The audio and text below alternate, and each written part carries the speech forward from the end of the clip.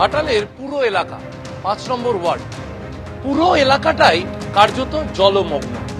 এবং সেই কারণে প্রবীর দে যে ছবি তুলে ধরছেন, আমি নৌকায় বসে আছি কারণ নিচে নামতে আমাকে যারা সঙ্গে রয়েছেন বারণ করছেন।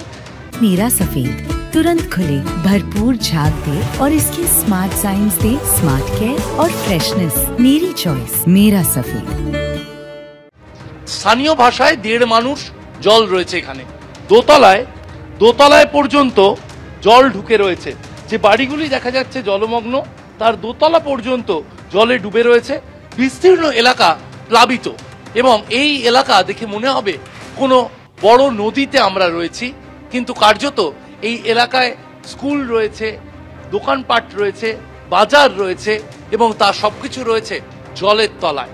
দোতলা পর্যন্ত এখানে জলমগ্ন হয়ে রয়েছে। ইলেকট্রিকের যে খুঁটিগুলি দেখা যাচ্ছে তাতে হাই টেনশন তার পর্যন্ত জলে ডুবে রয়েছে এবং এই এলাকা বিদ্যুৎ বিচ্ছিন্ন রাখতে হয়েছে। কারণ বিদ্যুৎ বিচ্ছিন্ন রাখার কারণ যাতে কোনোভাবে তড়িতাহিত হয়ে কারো মৃত্যু না হয়। যে ছবি আমরা দেখতে পাচ্ছি, হাই টেনশন তার, বিদ্যুতের তার জলমগ্ন হয়ে রয়েছে।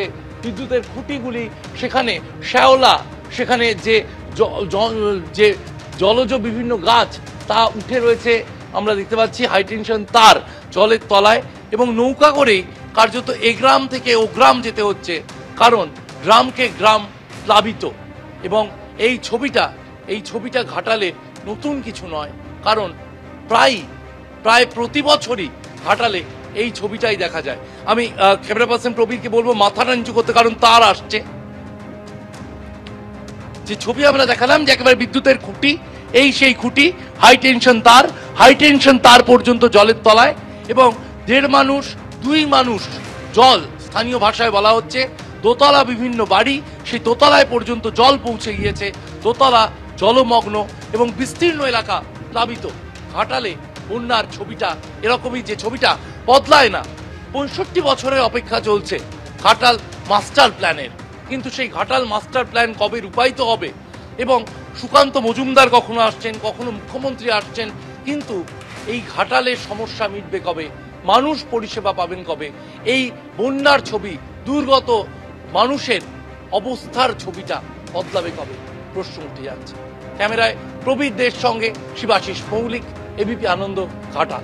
2 মেদিনীপুর থেকে হুগলি, রাজ্যের একের পর এক জেলায় বন্যা পরিস্থিতি। আর এই বন্যা পরিস্থিতি নিয়ে এবার প্রধানমন্ত্রীকে চিঠি দিলেন মুখ্যমন্ত্রী।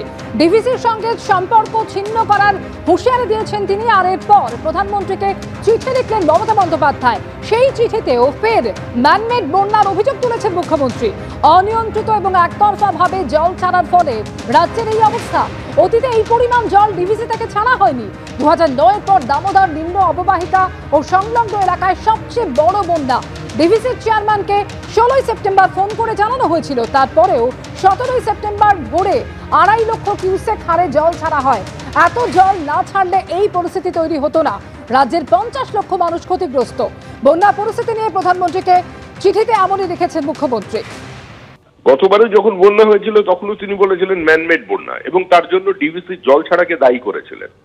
এখন কোন রাজ্যের মুখ্যমন্ত্রী যদি সরাসরি যুক্তরাষ্ট্রীয় ব্যবস্থার বিরুদ্ধে যুদ্ধ ঘোষণা করে দেন, তিনি তারই সহযোগী রাজনৈতিক দল ঝাড়খণ্ডে যারা এই মুহূর্তে সরকার পরিচালনার দায়িত্বে আছে তাদের বিরুদ্ধেও যুদ্ধ ঘোষণা করে দেন এবং সর্বোপরি নিজেদের সার্বিক ব্যর্থতা, নিজেদের পরিকল্পনাহীনতা তা সম্পূর্ণভাবে কেন্দ্রের উপরে চাপিয়ে দিতে চান, তাহলে তার পরিণতি কি হতে পারে? মুখ্যমন্ত্রী কি ভারতবর্ষ থেকে নিজেকে ছিন্ন করতে চাইছেন?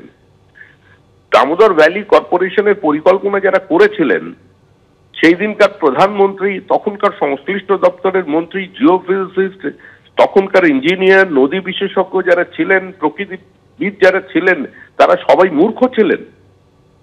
তাহলে একটা ড্যামে যদি নির্দিষ্ট সীমার পরে জল যদি জমা হয়, সেই জল তো ছাড়তে হবে।